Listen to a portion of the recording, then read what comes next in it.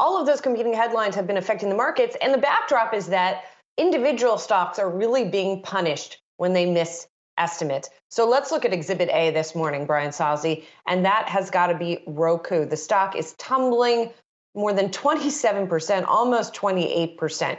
Let's run through the numbers real quickly here. You see their earnings per share actually beat analyst estimates, but revenue fell short of estimates in the fourth quarter. And also the first quarter sales forecast is short of what analysts had been predicting. Roku seeing some weak advertising trends, so that is not helping matters here. That first quarter revenue forecast is for $720 million. $751.5 million is what analysts had been predicting. Now, some analysts are still optimistic that the company's issues here are temporary, but the market is not, right? We're not seeing a lot of patience, Brian, being expressed this morning by investors.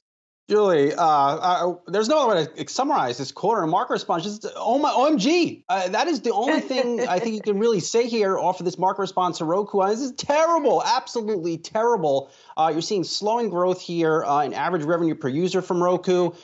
They're noting that margins are under pressure because of ongoing supply constraints in the TV industry. Keep in mind, it's not just those plastic sticks that Roku produces. They're also integrating their operating systems into many TVs. It's been a key growth driver for this company for about 2.5-3 years. But it's harder to get those TVs to market because of the fact that TVs now are smart and need semiconductors, which are in short supply. But the real problem here, Julie, is the adjusted operating profit outlook, which Roku didn't put in its press release, but they sure did mention in their earnings call last night.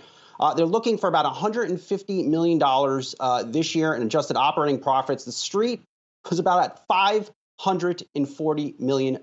So that is a horrific outlook for Roku. And I think a friend of the show, Steve Cahall, over at Wells Fargo, analyst that covers media, he put it perfectly. Roku is now likely a dead money stock, dead money. They just don't see any catalyst to get Roku shares moving here. I have a little more on Cahall's call now on the Yahoo Finance homepage. But still, this quarter stinks from Roku. The outlook stinks. It, in fact, probably is dead money.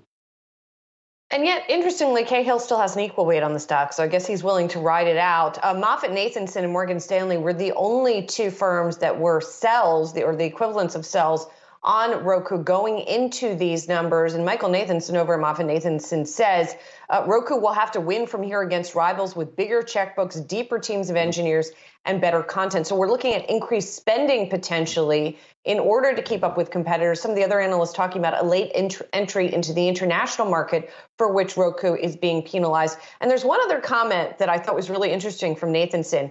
He said the stock will likely hit a bottom, quote, when the equity value gets low enough for rumors of an accretive takeover to be considered possible. So I don't hear any of those right now. So maybe the stock is still going down here in the short term. And Chad, I appreciate it. We've heard in the past before Roku as a potential takeover acquisition, but Anthony Wood remains a significant shareholder in Roku. He, of course, the CEO and founder of Roku. It's up to him if he wants to put the company up for sale, but it's hard to believe that will happen after a quarter where you're seeing the market response almost down 30% here. I mean, it's just not a good outlook. But again, Julia, I mentioned in the story here on the Yahoo Finance homepage, Roku looks to be going into an Amazon-like investment cycle, and clearly the street doesn't like it. No, and we've seen Amazon get punished for that in the past, but Roku is no Amazon. So this punishment looks to be a lot more severe. Now, this really feeds into a theme that you and I have been talking about this week, which is that there are really some individual companies that have been punished so harshly when they miss, and not even necessarily when they, I mean, this is not a risk, a miss across the board for Roku, to be clear. Yes, it is a very negative outlook, but on things like gross margin, the company met estimates.